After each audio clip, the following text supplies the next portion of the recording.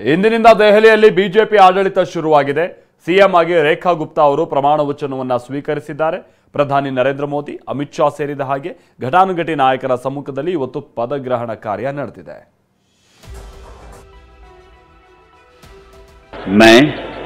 मैं रेखा गुप्ता ईश्वर की शपथ लेती हूं कि मुख्यमंत्री के रूप में अपने कर्तव्यों का श्रद्धापूर्वक और शुद्ध अंतःकरण से निर्वहन करूंगी।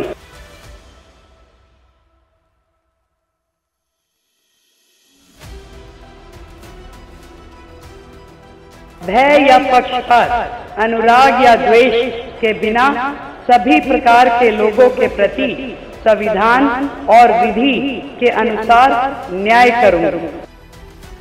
ಸರಿಸುಮಾರು 27 ವರ್ಷಗಳ ಬಳಿಕ ದೆಹಲಿ ಅಧಿಕಾರದ ಚುಕ್ಕಾಣಿ ಹಿಡಿದ ಬಿಜೆಪಿ ಮಹಿಳಾ ಮಂತ್ರಕ್ಕೆ ಜೈ ಅಂದಿದೆ. ಮೊದಲ ಬಾರಿಗೆ ಶಾಸಕಿಯಾಗಿ ಆಯ್ಕೆಯಾಗಿರೋ ರೇಖಾ ಗುಪ್ತಾಗೆ ಸಿಎಂ ಪಟ್ಟ ಕಟ್ಟಿದೆ. ದೆಹಲಿ ದರ್ಬಾರಿನಲ್ಲಿ ಇವತ್ತು ಅಧಿಕೃತವಾಗಿ ರೇಖಾರ ಪಟ್ಟಾಭಿಷೇಕ ನಡೆದಿದೆ. ಇವತ್ತು ಮಧುವಣಗಿತ್ತಿಯಂತೆ ರೆಡಿಯಾಗಿದ್ದ ರಾಮಲೀಲಾ ಮೈದಾನದಲ್ಲಿ ರೇಖಾ ಗುಪ್ತಾ ಪಟ್ಟಾಭಿಷೇಕ ನಡೆಯಿತು. ಪ್ರಧಾನಿ ಮೋದಿ, ಕೇಂದ್ರ ಗೃಹ ಸಚಿವ ಅಮಿತ್ ಶಾ, ರಾಜನಾಥ್ ಸಿಂಗ್ ಸೇರಿದಂತೆ ಘಟಾನುಘಟಿ ನಾಯಕರೇ ಭಾಗಿಯಾಗಿದ್ರು. ಪಕ್ಷದ ಹಿರಿಯರ ಸಮ್ಮುಖದಲ್ಲಿ ರೇಖಾ ಗುಪ್ತಾ ಈಶ್ವರನ ಹೆಸರಿನಲ್ಲಿ ಪ್ರಮಾಣ ವಚನ ಸ್ವೀಕರಿಸಿದ್ರು. मैं रेखा गुप्ता ईश्वर की शपथ लेती हूं कि मुख्यमंत्री के रूप में अपने कर्तव्यों का श्रद्धापूर्वक और शुद्ध अंतःकरण से निर्वहन करूंगी. ಇದೇ ಸಂದರ್ಭದಲ್ಲಿ ಸಿಎಂ ಜೊತೆಗೆ 6 ಮಂದಿ ಸಚಿವರಾಗಿ ಪ್ರಮಾಣ ವಚನ ಸ್ವೀಕರಿಸಿದ್ರು. परवेज साहिब सिंह ईश्वर की शपथ लेता हूं। मनजिंदर सिंह सिरसा परमात्मा दी सौं चुकदा हां। मैं भारत की प्रभुता और अखंडता अक्षुण्ण रखूंगा। मैं मंत्री के रूप में अपने कर्तव्यों का श्रद्धापूर्वक शुद्ध अंतःकरण से निर्वहन करूंगा। जय श्री राम।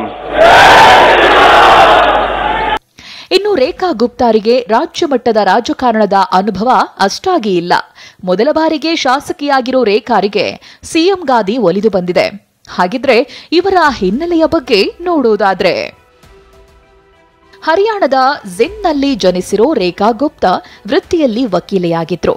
ಬಿಜೆಪಿಯನ್ನ ಬಹುದೊಡ್ಡ ಪ್ರಮಾಣದಲ್ಲಿ ಬೆಂಬಲಿಸುವ ಬನಿಯಾ ಸಮುದಾಯದ ನಾಯಕಿ.